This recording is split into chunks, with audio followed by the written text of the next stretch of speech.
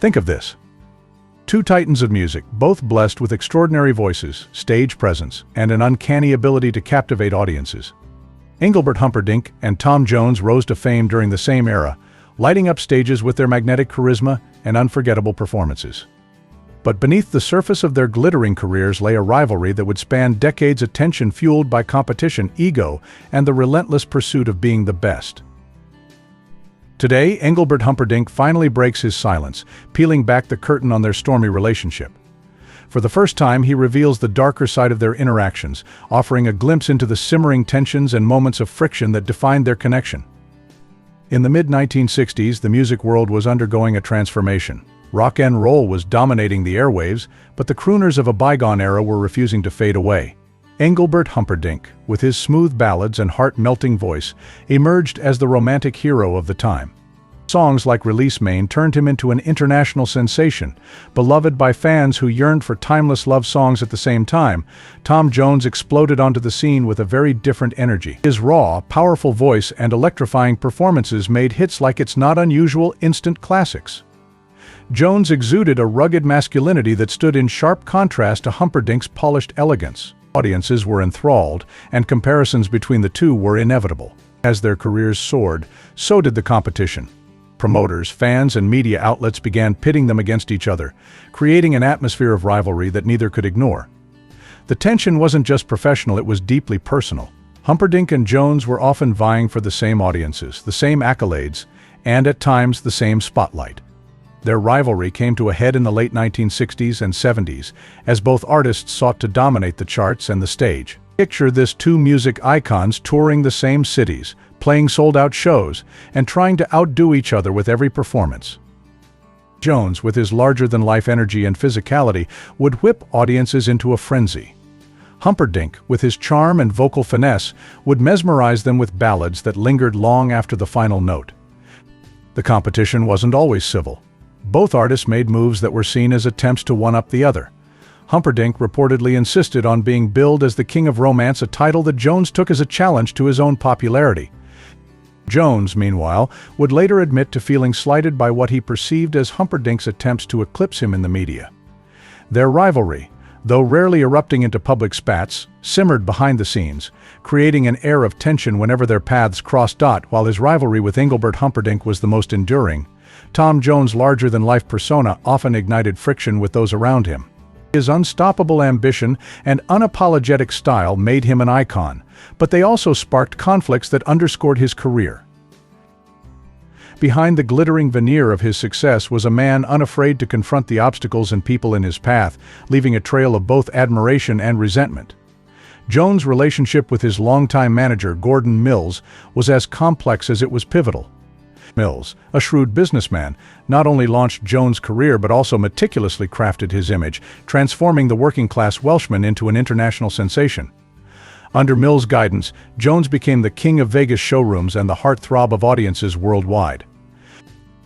However, as Jones' fame soared, so did his discontent with Mills' grip on his career. By the late 1970s, the partnership that had once propelled Jones to the top began to crack. Mills' tight control over Jones' finances and career decisions created a growing sense of resentment. Jones felt boxed in, unable to fully steer his own destiny. Their professional disagreements soon turned personal, with each accusing the other of betrayal. When the partnership finally dissolved, it was not a quiet parting but a bitter battle that played out in courtrooms and headlines. Mills, who had been instrumental in Jones' meteoric rise, became a stark reminder of the cost of mixing business with loyalty. For Jones, the split marked the end of an era, but also a moment of newfound independence. Not all of Tom Jones' conflicts were rooted in business. His bold style and raw energy didn't always resonate with the upper echelons of society. In the 1960s, Jones became the target of a withering critique from Prince Philip, who reportedly described him as a ghastly singer. The comment, coming from a member of the British royal family, hit hard. For Jones, who had risen from the coal mines of Wales to the world stage, the remark was more than just an insult. It was a stark reminder of the class divides that lingered despite his success. The criticism stung deeply, but Jones didn't let it derail him. Instead, he used it as fuel, continuing to perform with the same unapologetic confidence that had made him a star. The incident, though never directly addressed by Jones, became part of the lore surrounding his rise, a moment that underscored the gap between his working-class roots and the aristocratic establishment. By the late 1990s, Tom Jones had reinvented himself as a genre-blurring artist, collaborating with younger musicians to bring his sound into the modern era. One such collaboration was with Welsh singer Cerys Matthews on a rendition of Baby, It's Cold Outside. While the duet was commercially successful, the process behind it was fraught with tension. Matthews, an indie artist known for her raw authenticity, struggled to find common ground with Jones' polished professionalism. Her differing artistic approaches became a source of friction. For Matthews, the collaboration felt forced, a clash of styles that left her feeling uncomfortable. For Jones, who thrived on his ability to adapt, the experience highlighted the challenges of bridging generational and musical divides. The project's success didn't erase the tension, and the collaboration became a cautionary tale about the complexities of artistic partnerships. Throughout his career, Tom Jones faced a love-hate relationship with the media. In the 1970s, as rock and punk music rose to dominance, critics often dismissed Jones as a relic of a bygone era. His theatrical performances and showbiz charm were seen as outdated, a sharp contrast to the raw, rebellious energy of the time. Yet Jones refused to fade into obscurity. He took the criticism head-on, using it as motivation to reinvent himself. By the 1990s, Jones had found a way to defy his detractors. Collaborations with contemporary artists and hits like Sex Bomb showcased his ability to evolve without losing his signature style. His resilience in the face of media scrutiny became one of his defining traits, a testament to his refusal to be confined by anyone's expectations. Tom Jones' other conflicts reveal a man of contradictions, a performer who thrived on connection yet often clashed with those closest to him. His larger-than-life persona was both his greatest asset and his greatest challenge, propelling him to the heights of fame while also creating friction along the way. From battles with managers to artistic clashes and royal critiques, Jones' journey was marked by moments of tension that only served to deepen the complexity of his legacy. Behind the conflicts, however, lies a story of resilience. Jones didn't just survive these challenges, he used them to fuel his drive, adapt, and thrive in an ever-changing industry. His career, shaped as much by conflict as by talent, is a testament to the power of perseverance and the enduring spirit of an artist who refused to back down. For Engelbert Humperdinck, the rivalry with Tom Jones was both a source of frustration and a driving force.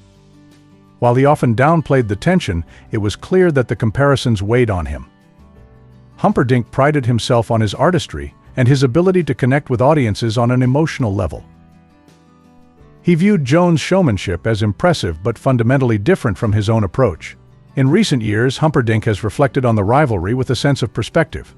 While the competition pushed both artists to greater heights, it also created unnecessary divisions in the eyes of their fans. Today, Humperdinck acknowledges that their paths, though parallel, were shaped by distinct visions of what it meant to be an artist. The story of Engelbert Humperdinck and Tom Jones is one of stark contrasts. On one side was Humperdinck, the smooth crooner whose voice caressed every note, offering audiences a sense of romance and elegance. On the other was Jones, a powerhouse of raw energy and passion, whose booming vocals and electrifying presence left crowds breathless. They were two sides of the same coin, both masters of their craft, yet driven by vastly different approaches to music and performance. Their rivalry wasn't just a clash of personalities, it was a defining narrative in an era when music was transforming the cultural landscape. Their careers intertwined like opposing forces, each rising higher in the shadow of the other. Humperdinck, with his precision and carefully crafted image, appealed to those who sought timeless ballads. Jones, with his fiery intensity, drew in fans who craved excitement and spectacle. Their competition fueled their determination, pushing them to perfect their artistry in ways they might not have without the other's looming presence. But with that competition came tension, an unspoken but palpable force that lingered in every chart battle, every shared headline, and every comparison by critics and fans. Behind the rivalry lay a deeper truth: both men were trailblazers, navigating the volatile world of fame with unparalleled determination. Humperdinck, with his velvety voice and immaculate style, embodied a classic elegance that seemed impervious to the changing tides of music. His ability to adapt traditional crooning to a modern audience kept him relevant, even as rock and roll threatened to overshadow his genre. Jones, meanwhile, stormed onto the scene as a symbol of working-class grit, breaking barriers with his unapologetic energy and magnetism. While their public personas were vastly different, their shared experiences created a bond few could understand. Both faced the pressures of constant scrutiny, the weight of public expectation, and the relentless grind of maintaining relevance in an industry that was as fickle as it was demanding. They may have clashed in style, but they shared the same battle, proving themselves in a world that demanded perfection while offering little forgiveness for mistakes. The drama of their rivalry was not just about who could sell more records or draw larger crowds, it was about legacy. Both artists knew that their place in history was being written in real time, and neither was willing to settle for second place. This unrelenting pursuit of excellence often manifested in small but significant moments: a sly comment in an interview, a strategic album release timed to outshine the other, or a show-stopping performance meant to dominate the headlines. Their rivalry wasn't just about the music, it was a stage where ambition, ego, and artistry collided. Yet, even amid the tension, there was a grudging respect. Each recognized the other's unique talent, understanding that their paths were forever linked. Humperdinck's smooth delivery could captivate hearts, but it was Jones' visceral power that brought audiences to their feet. Neither could truly replicate the other's magic, and in that mutual exclusivity lay the key to their enduring legacy. Today, the legacy of Humperdinck and Jones is a testament to the lasting impact of their rivalry. Their music continues to resonate, not just as a nostalgic nod to a bygone era, but as a reminder of what it means to be an artist in the truest sense.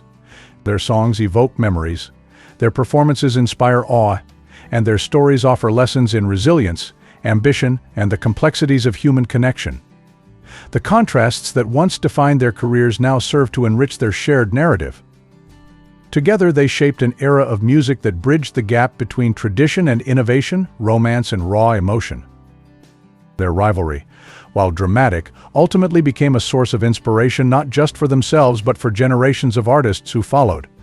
Their legacy is a blend of tension and triumph, a reminder that greatness often comes from the interplay of opposing forces. Behind the glitz and glamour was a story of two men who gave everything to their art, navigating the highs and lows with an unwavering commitment to their craft.